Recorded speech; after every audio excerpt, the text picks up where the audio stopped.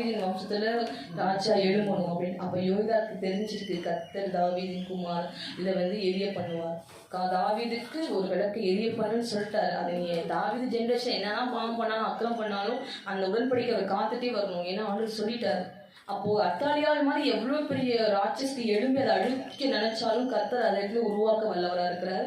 யோய்தா அதை நினைச்சாரு, காப்பாத்தினாரு, பிரிக்கிறாரு. பார்த்தா தெரியுறாரு. இங்க கொஞ்சம் பேர் இருங்கப்பா, பாத்தீங்களா, ஆலயத்துக்குள்ள கொஞ்சம் பேர் இருங்க, மக்கள் இருங்க, ஒளிமுக வாசல கொஞ்சம் பேர் இருங்க, அந்த முக்கத்துல கொஞ்சம் பேர் இருங்கன்னு சொல்லிட்டு. அப்போ எவ்வளோ பெரிய பொண்ணாருவா யோசிச்சு பாருங்க. அவள் வரா அந்த துரோகம் அப்படின்ட்டு. அப்போ அத்தாலியார் சொல்றாரு, அங்கே 100 பேர் வச்சிடலாம், அவளை தூக்கிட்டு போய் கர்த்தருடைய ஆலயத்தில் அவளை கொல்லவே கூடாது, தூக்கிட்டு போய் வெளில கொல்லுங்க அப்படின்ட்டு. அப்போ நம்ம வாசிச்சோம் மீகா சாப்டர் எடுத்துக்கோங்க, மீகா 7. நமக்கு விரோதமா எழும்புகிறவர்கள் எப்படி சாவாங்க அப்படின்ட்டு கர்த்தர் ஒரு தீர்க்கதரிசனமா ஒரு வார்த்தை சொல்லியிருக்காரு. 1080 நினைக்கிற பக்கம், சேற்றை போல் மிதிக்கப்படுவாள் அப்படின்னு 10 நினைக்கிறேன். 9-10 வாசிங்க.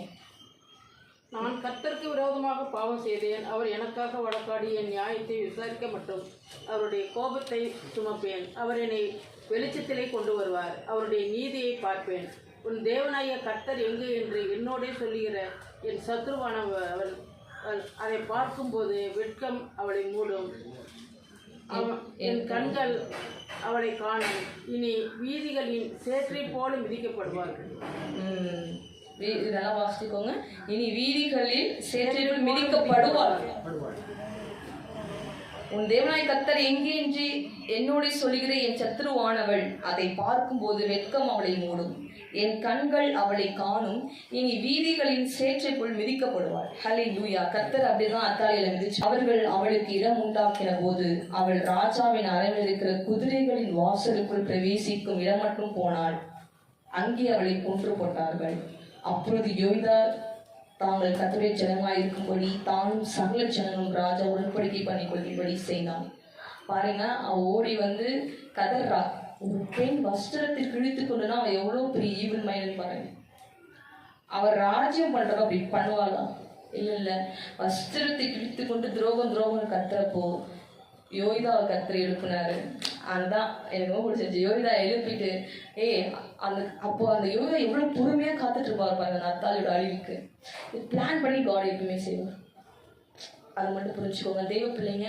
என் லைஃப் ஏதோ தாறுபாடு நடக்குது, தப்பா நடக்குது, ஏன் நானே தப்பு பண்ணிட்டேன்.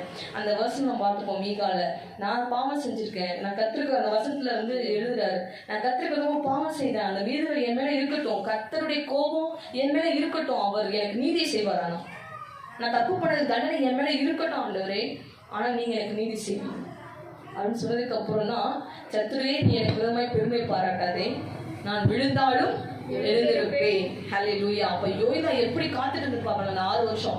மக்களை பார்த்தீங்க அப்படின்னா பார்த்தோம் அப்படின்னா சந்தோஷப்பட்டு எக்காலம் ஊதுறாங்க. அந்த இடத்துல பார்த்தீங்கன்னா 13 verses, அந்த 23-13 பார்த்தீங்கன்னா அவ்வளோ சந்தோஷப்படுறாங்க, எக்காலம் ஊதுறாங்க, பாடுறாங்க, சந்தோஷப்பட்டு எக்காலங்கள் ஊதுகிறது.